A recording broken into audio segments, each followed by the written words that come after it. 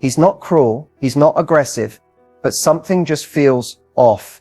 You give more, love harder, stay longer, yet you always end up feeling empty. If that line hits a nerve, you're not alone. There's a silent epidemic happening in modern relationships, and it's not always about abuse or cheating. It's about emotionally broken men using women as emotional crutches, ego boosts, or distractions from their own wounds. They don't always look toxic. In fact, many come off as charming, vulnerable, or even deeply spiritual. But behind the smiles, mixed signals, and late-night confessions lies a harsh truth.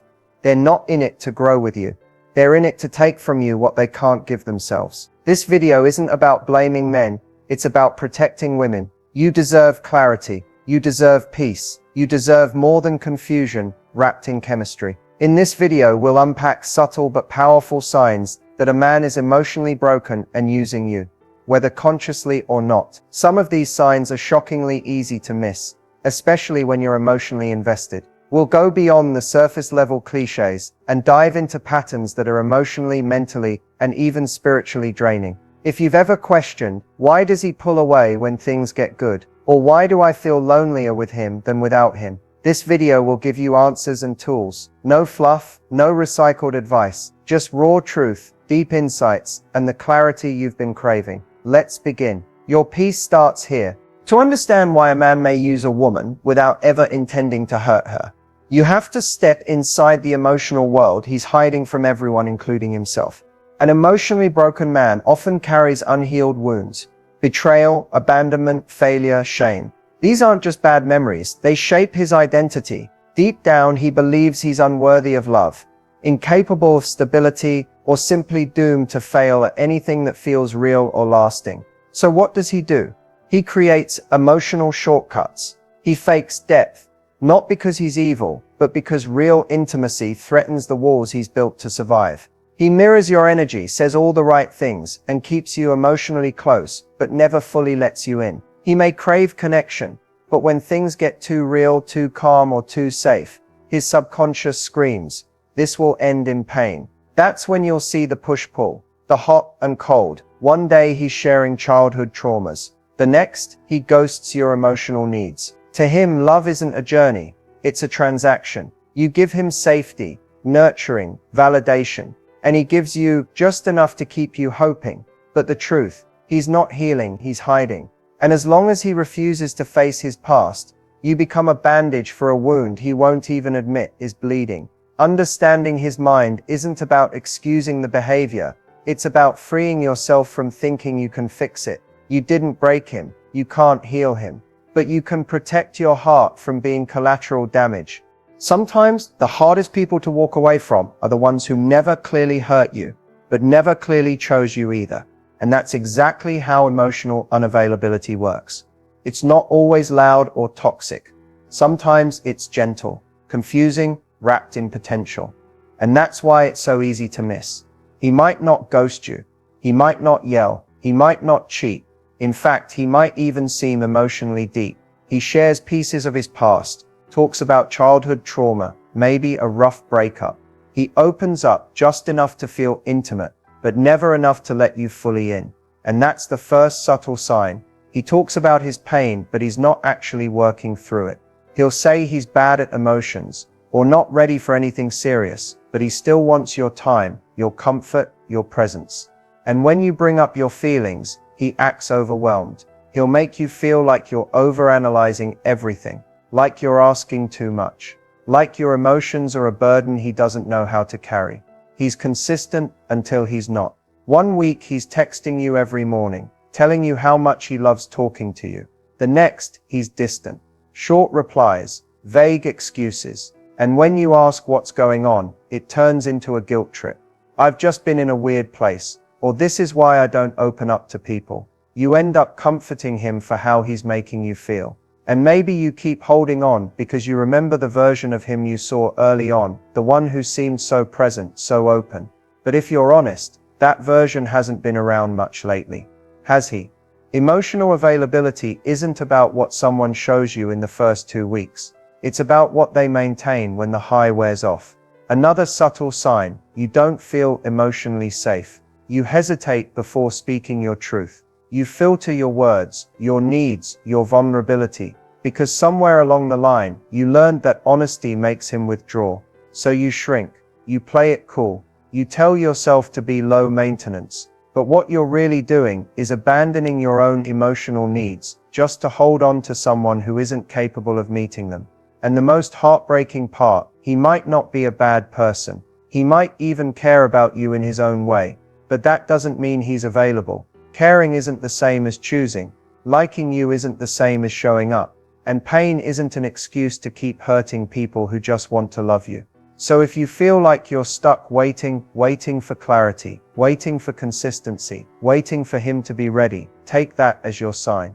Real love doesn't leave you anxious. It grounds you. Stop holding space for someone who refuses to step into it.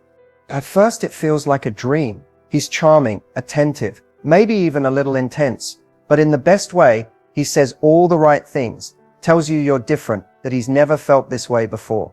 You're texting constantly, planning weekends together, maybe even talking about the future just days or weeks in. And part of you is thinking, finally, this is what real interest looks like. But slow down, because here's where it gets tricky. There's a fine line between genuine interest and something called love bombing. And if you've ever fallen for someone emotionally unavailable or toxic, you've probably experienced it without realizing. Love bombing feels amazing at first. That's what makes it so dangerous. It's not just affection, it's intensity. It's being flooded with praise, constant attention, deep confessions, and fast-forwarded feelings. It's "I've never felt this way so quickly" on the second date. It's "Where have you been all my life?" before he even knows your middle name. It feels like fate, but it's actually control disguised as passion. Genuine interest, on the other hand, builds. It grows with time, curiosity, consistency. A man who's genuinely interested won't just pour words on you. He'll make space for your emotions, show up consistently, and respect your pace. He won't try to rush your trust. He'll earn it. With love bombing, it's like he's creating a fantasy version of love that's too perfect, too soon. He mirrors your values, likes what you like, says he wants the same things, but you start to notice small cracks. When you ask deeper questions or express your needs, suddenly he changes. The warmth fades, the compliments turn cold, and the person who was so all in starts pulling away, acting distant, or even blaming you for the shift. Because here's the truth. Love bombing isn't about you at all. It's about control. It's about getting you emotionally invested so quickly that by the time the red flags show up, you're already hooked. It's not about connection. It's about capturing your attention, your energy, and your loyalty. You'll know it's love bombing when his words don't match his actions over time. When things move too fast, too soon, and then start to fall apart just as quickly. When it feels like you're chasing the high of the first week, over and over, but it never quite comes back. But with genuine interest, there's stability. You don't feel addicted, you feel safe. You don't feel confused, you feel seen. And instead of wondering where you stand, you just know. If you constantly feel like you're trying to get back to how it used to be in the beginning, that's a red flag. Real love doesn't peak in the first 2 weeks. It evolves. Slowly, steadily, and honestly. Don't confuse emotional intensity with emotional intimacy. One is a trap. The other is truth. 1 minute, he's all over you, calling you his person, texting non-stop, planning the weekend, complimenting everything from your smile to your soul. He makes you feel like the center of his universe. And then just like that, it shifts. Suddenly the texts slow down. The energy drops. He seems distracted, distant, not as invested. You go from good morning texts and late night phone calls to radio silence or one-word replies. You're left wondering, did I do something wrong? You replay conversations, second guess your tone, and start walking on emotional eggshells just to keep the peace. This right here is what hot and cold behavior looks like. And it's not just confusing, it's emotionally destabilizing. And that's often the point. When a man is emotionally broken or unavailable, inconsistency becomes a pattern, not a coincidence. His hot behavior pulls you in. It builds emotional attachment. He's charming, warm, romantic, fully present. You start to feel safe, but just as quickly, the cold side surfaces. He becomes aloof, irritable, hard to reach, and you're left craving the version of him he showed you before. That cycle is what keeps you stuck. because your brain gets addicted to the emotional roller coaster. It starts chasing the high of the good days and tolerating the bad ones just to feel that connection again. It's like a reward system gone wrong. And the more you invest, the harder it gets to walk away, even when you know something's not right. But here's what's important to understand. Hot and cold isn't love. It's a control tactic. Even if it's unconscious, it creates just enough chaos to keep you off balance. And when you're off balance, you're easier to manage. You start to shrink your needs. You justify the distance. You convince yourself he's just going through something or needs space. You wait. You hope. You lower your standards. But genuine connection isn't inconsistent. Real interest doesn't flicker. If someone can't show up with emotional consistency, it's not because you're asking for too much. It's because they're not ready to give even the bare minimum. Hot and cold behavior doesn't mean he's torn between loving you or not. It means he's torn between being alone and being emotionally available. And in the middle, he keeps you. You become the emotional placeholder, the comfort when he needs affection, and the silence when he needs escape. But where does that leave you? Exhausted, confused, and constantly questioning your own worth. So ask yourself, do you want love that feels like a guessing game? Or do you want love that feels like home? If a man can't bring you peace on a consistent basis, if his presence feels conditional or temporary, that's not love. That's emotional turbulence in disguise. You're not here to ride waves. You're here to walk in alignment with someone who doesn't disappear when the water gets deep. Let's talk about something a lot of people miss until it's too late. On the surface, it might look like you're in a relationship. You're spending time together, texting every day, doing couple things. But underneath all of that, you feel empty, tired, unappreciated. Like you're pouring your energy into something that never really fills you back up. So the real question is he actually giving to you or just taking from you?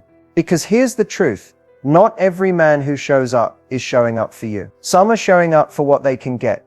Comfort, validation, attention, intimacy, without offering anything real in return. And they do it in subtle ways that can be easy to miss when your heart's already involved. You might be the one always initiating the check-ins. You ask how he's feeling, how his day went, what's on his mind. But when it's your turn, he listens sort of, but the conversation always finds its way back to him. His stress, his goals, his emotions, his needs. And when you're hurting or overwhelmed, somehow you're still the one comforting him.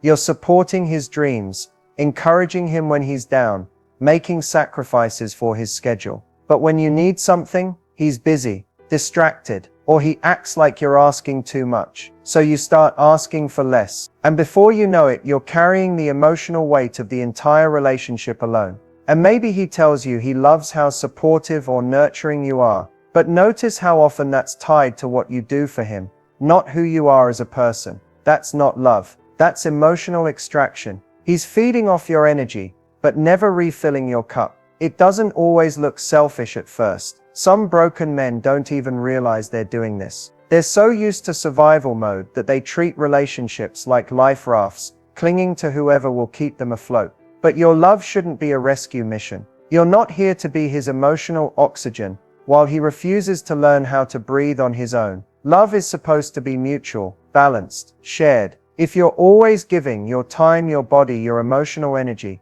and he's offering vague promises, shallow effort, or just enough affection to keep you hopeful, you're not in a partnership. You're in a one-sided exchange. Ask yourself, after spending time with him, do you feel energized, loved, safe, or do you feel depleted, anxious, like you're constantly chasing the version of him you hope will show up? If love feels like a transaction, where you give and give hoping he'll finally give back, that's not a relationship. That's emotional labor disguised as romance. You are not meant to be someone's emotional fuel. You are meant to be met, seen, chosen, not for what you do, but for who you are. Have you ever found yourself in a conversation where something clearly went wrong? He hurt your feelings, let you down, or crossed a boundary, and yet somehow you end up apologizing. That's what it feels like to deal with a man who lacks accountability and constantly shifts the blame.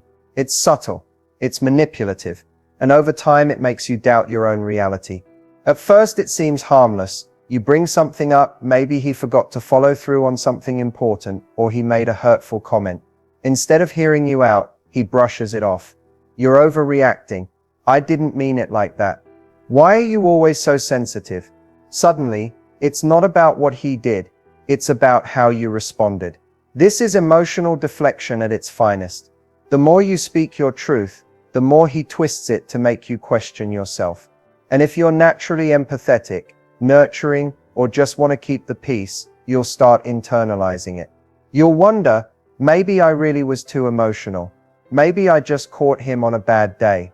Maybe it's my fault, but it's not. Accountability isn't just about admitting when you're wrong. It's about being emotionally mature enough to own how your actions impact others. And when a man can't do that, it's not a small issue. It's a red flag wrapped in charm and excuses. Some emotionally broken men use blame shifting to protect their fragile self-image.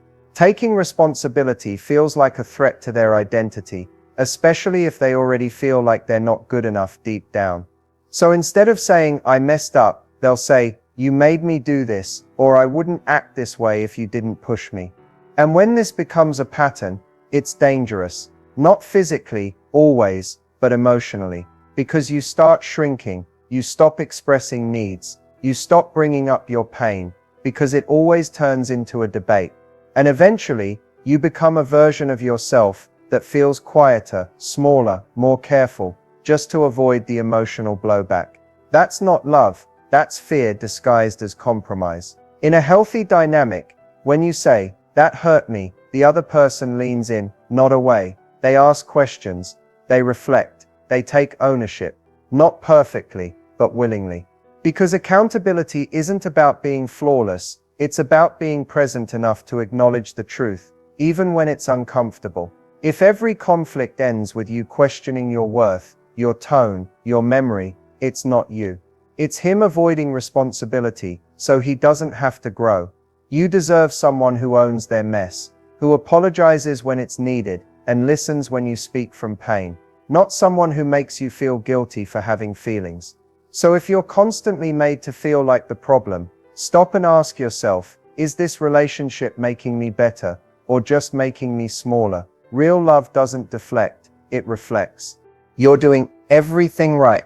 You're showing up, being supportive, patient, understanding. You're giving love with your whole heart, even when it's hard, and still, you feel exhausted, emotionally worn down, like you're loving someone who never fully reaches back. That's not how love is supposed to feel. When you're with someone who's emotionally broken or unavailable, it's not just that they struggle to give love, it's that they unknowingly take so much of yours, not through anger or abuse, but through silence, inconsistency, emotional absence, the kind of distance that slowly makes you doubt whether you're even worthy of receiving love at all. And that's the part that breaks you. Not the fights, not the cold stares. It's the emptiness. It's going to bed with someone and still feeling alone. It's being the only one checking in, only one fixing things, only one keeping the emotional glue of the relationship intact. You're not asking for grand gestures. You just want to feel like you're not the only one trying. Over time, that imbalance chips away at your spirit. You start second-guessing your instincts. You silence your needs to avoid pushing him away. You pour more, love harder, just hoping it'll unlock something in him. And when it doesn't, you don't blame him.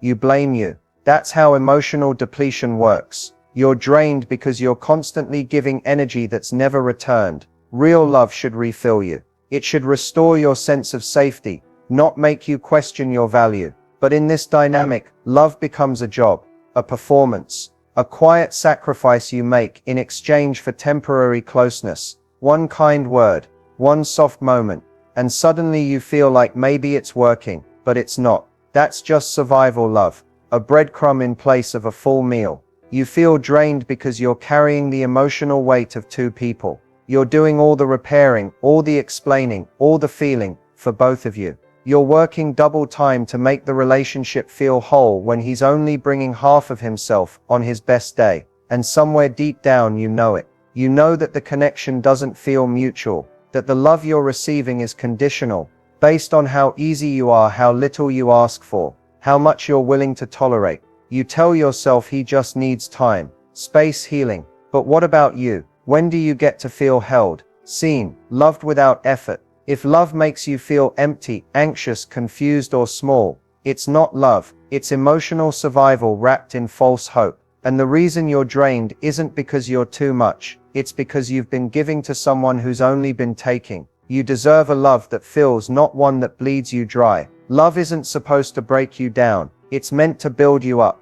There comes a moment, maybe it's quiet, maybe it hits you in the middle of another long, lonely night, where you realize this can't go on. You're tired, not just physically, emotionally, mentally, spiritually.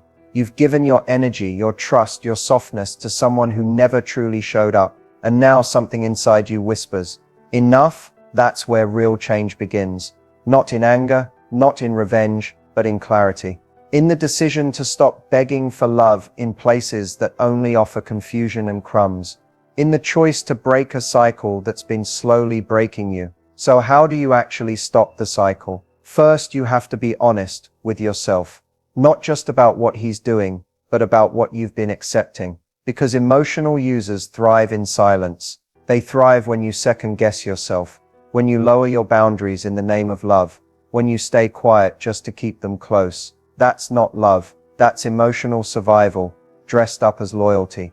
Awareness is step one. Ownership is step two. You may not be able to change him, but you can change how much access he has to your heart. You get to decide what's acceptable. You get to say, I deserve more than half love. I deserve peace.